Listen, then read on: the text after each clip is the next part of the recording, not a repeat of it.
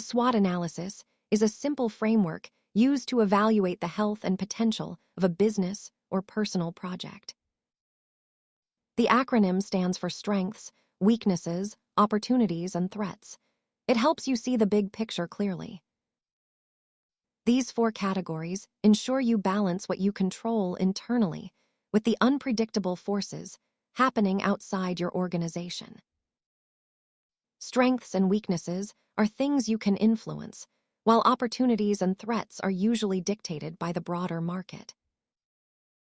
By separating factors into internal and external, you can focus on building your own strengths while preparing for outside challenges. Most successful strategies use this data to prioritize projects that leverage strengths to capture new opportunities.